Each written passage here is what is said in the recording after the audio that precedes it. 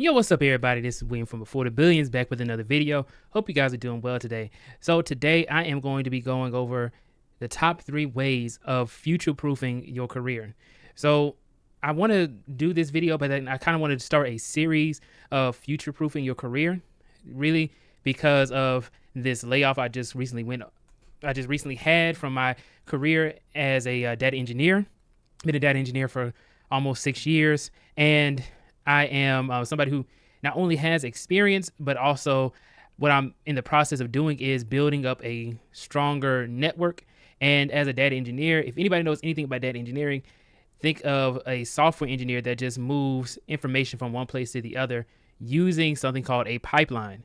And one thing that I realized, and this will go into number one thing I realized is that I had a weak pipeline. And when I'm talking about a pipeline, I'm saying, hey, I am here and I am trying to get here. So I'm here, I'm trying to get here as far as my career.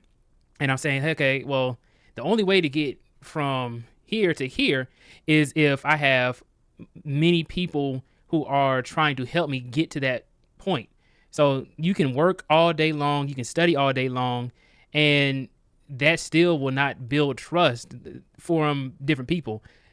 You really get places in life through relationships, the relationships that you build. I saw an article recently that said that the amount of revenue an organization can achieve is through the relationships that it builds. So if you are somebody who, like, hey, you went to school, you went to a boot camp, you took certifications, you did all this work, like, yeah, that makes you a more credentialed candidate. It makes you a better candidate, but you will still lose the opportunity to somebody who they trust more. Usually somebody they already know, they known them for years, that's their daughter, that's their son, or their friend's cousin or something like that. Like they're going to look out for people who they know and trust. You can be a neurophysicist, scientist, or whatever it is, and you could have 10 years of experience in the industry doing that.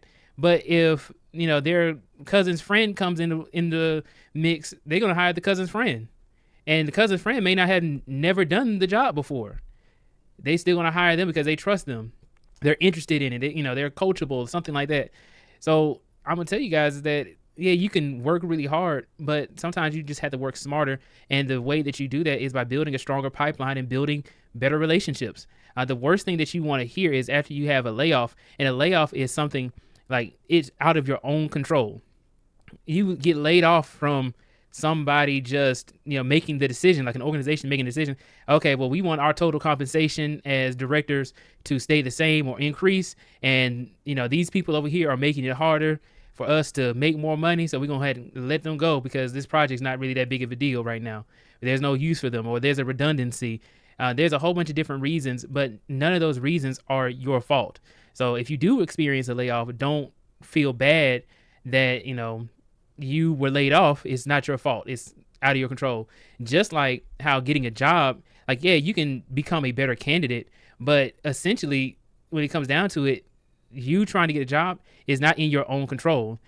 It's not in your own control in the sense that, yeah, you can go into the interview and answer all the questions that they ask you correctly. You can go in there to ask you a behavioral question. You tell them about the projects that you worked on, and you did everything right. You didn't say anything that was rude or mean. You came in there, shook everybody's hand firmly, had your breath smelling good, took care of your hygiene, came in a suit and tie, or a nice flattering dress or something like that for a woman.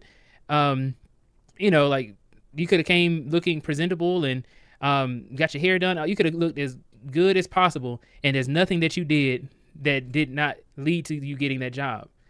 But you still need that referral, that reference, that pipeline, that relationship in order to get the job. Okay. Now you can have an instance where, hey, they don't have anybody who has any referrals who's coming in, then they can go ahead and go for you, but that's kind of like hope. You're hoping that somebody doesn't come in and have a leg up over you. I mean, I'm gonna tell you guys, there's nothing worse than hearing from somebody who like a family member or a friend, than them saying, like, if you get laid off, them saying, oh, man, you need to hurry up and get a job, as opposed to them saying, oh, you know what? Such and such is hiring. My friend is hiring. I can go ahead and give you a reference right quick, and then he can get you a job like immediately. Or, oh, I work with all these other recruiters. I got you. I can just send your resume over to them, and they can hook you up. So going back to the relationships, that's exactly how important it is. If you have people who you have to ask permission for you to be successful, then you want to limit that. And that's a quote I heard recently from Jay Bailey, the CEO of the Russell Innovation Center for Entrepreneurs. He was saying that you want to limit the amount of people that you have to ask permission to be successful. Okay, so the relationship building is number one, building a strong pipeline. All right. And the next thing is very important, is going back after you work on the relationship building and the network building, which is what I'm working on right now. And I realized I was lacking in. The next thing you want to do is to keep yourself up to date with new technologies. So I recently just went to Render ATL 2024. Awesome time. I enjoyed every single moment of Render ATL and Atlanta Tech Week. I did a review of Atlanta Tech Week and Render ATL in a previous video on YouTube, and then also on my newsletter that's hosted on Substack, which you can check out in the link in the description down below. With that being said, I go to a lot of events and a lot of conferences, and you know who's at these conferences? Vendors. And who are these vendors? Vendors are these large organizations that you can build relationships with. But then also you can go and attend workshops and hackathons relating to the technology that you're trying to learn. There were like so many different workshops. I went to a workshop for Useful AI for Business. That's the name of the workshop, by Gant Laborde. And that was a fantastic workshop that explained all the different techniques and different types of AI that you can use, the different types of AI models, machine learning, explain the differences between using AI and something called a chat box or chat bot. Somebody would have to go in and like a programmer would have to go in and define every single route that a chat box can take, as opposed to AI, where you just give it a whole bunch of information and data, and then it makes those decisions based off of the data that you give it. So I went to that workshop. I had an absolutely fantastic time. I did a business pitch, which was really interesting to be able to do. And what it was we were just there to solve problems. Because you're there to solve problems, and you're trying to be, if I'm somebody who's trying to be a software engineer, I'm there to solve problems. Anybody in corporate, really any job, you're there to solve some sort of problem or some sort of pain point that an organization or a person is feeling. And that's, your goal is to solve problems. So that's another thing that workshop helped me with, being able to learn more about AI and machine learning. I mean, I'm a data engineer. I have to know a lot about where the data that I'm working with is going to, and where it's coming from. So understanding and learning new trends in technology and keeping yourself up to date is how you can help yourself to future-proof your career. All right, just staying knowledgeable about these different things, because there's so many things going on every single year. Go up to one of these conferences or events, speak with some of the vendors, figure out what they're working on and what some of the goals that they have, and then you'll get to see like, oh, wait a second, Elasticsearch is over here at DevNexus. I need to go ahead and check to see what is Elasticsearch? I don't know what that is. You go to Elasticsearch. Oh, there are no SQL database. Okay, well, how much money can Elasticsearch admins be able to make? Oh, on average, it's like $140,000 a year in salary. That sounds pretty good. Everybody talks about these six-figure salaries, but nobody tells you that if you stay up to date with all these new technologies and technologies that have been around for a long time that you probably have never heard about, by going to these conferences and going to these events, or just like reading articles and blogs. You can go to Medium, you can go to Substack, you can subscribe to different tech. You can subscribe to different tech newsletters like IT Morning Brew and stuff like that. There's so many different resources out there that you can subscribe to learn and keep yourself abreast of different technologies that's going into the market right now, to keep yourself up to date and see if you need to make a pivot in your own career. So that's another way of being able to future-proof yourself. All right, so we have made it to the last thing in this video. I'm going to be making more videos about future-proofing your career. This is just the first one.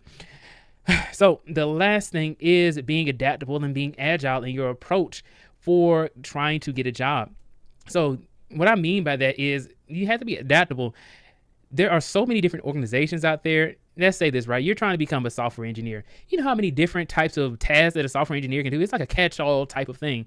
You can say a software engineer, and then they're really a front-end engineer or a back-end engineer. They're a full-stack engineer. There's a DevOps. They're on a DevOps team. They really work in like security developer. There's so many different things. DevSecOps. There's so many different things that a software engineer can do, because companies, they just use that term, that title, and then you read the description. Oh, wait a second. I have to learn Python and SQL, but it says I'm a software engineer or software developer. Well, I had to learn Python and SQL, and I had to work with databases all the time, and then I had to work with Microsoft SQL Server, Oracle SQL Server. I had to work with Elasticsearch, MongoDB. I had to work with so many different databases. Maybe this is actually a data engineer position, but the term is software engineer. Or on the other hand, I'm applying for this software engineering role, and then it says, you need to know React, or you need to know Vue.js. And all these things change based off the market that you're in. In Atlanta right now, I think it's mostly React developers. And then you need to know JavaScript and HTML, CSS. You need to know Node.js, and you need to know all these other technologies that's catered more towards the front end based off the task. But both of them are titled software engineer. So what I'm saying is sometimes the nomenclature of what the company wants to use may be different from what you're looking for or what you're typing into your search. You may go on Indeed and LinkedIn, and you're looking for data engineer positions, but really somebody made a post for a software engineer, and then you say, okay, well, hey, there's software engineering positions that you're missing out on that fit the description of what you actually want to do. It's just a different name. Okay. If you want to get into DevOps, they may not specifically say DevOps in the job description. Okay. And another thing about being agile and adaptable is sometimes you have to be able to reach out for help. It kind of goes back to the first one where you have to have a good pipeline. But you see a job that fits the description that you're looking for, go ahead and apply. Well, I would say before you apply to the job, because applying to the job is a very inefficient way of getting the job. This is weird. It's weird that that's an inefficient way of getting the job. But what is a better way of doing it is reaching out and trying to get a reference from somebody who is in the organization that you're trying to work in, and asking them like, hey, I am somebody who is trying to fill this position. I have such and such credentials and experience. Do you think I would be a good fit for this role? You reach out to them. They, if they do respond back to you and say, yeah, I think you'll be a good fit, or maybe you need to work on this. It actually is in their best interest to refer you if they know you, because they get a referral bonus. They get paid for you to get that job. So that being said, guys, I think I went over my time, but I appreciate every single one of you guys for watching this video. Hopefully this helps, and this is like the first of the series for future-proofing your career. And with that being said, guys, I will see you all in the next video. Please go ahead and like, share, and subscribe to the channel if you haven't done so already. And also hit that bell notification icon if you want to be notified whenever I make new videos on YouTube. Please go ahead and check out the newsletter and the link in the description down below, and the website. And also check out the Discord if you want to speak with either me or anybody else within the BTB squad. I would really appreciate it. With that being said, guys, please do not forget to build your billions.